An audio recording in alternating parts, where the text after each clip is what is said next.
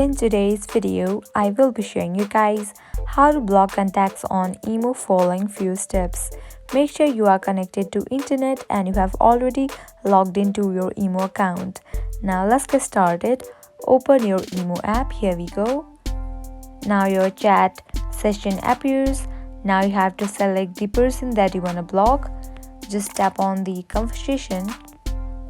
Now at the top you can see his or her profile. Tap on it. Now here you can see this option of block. You have to tap on this icon. In this way, tap on yes. In this way you can easily block contact on Imo. Also you can tap on this icon and unblock in this way. This is very easy and simple process.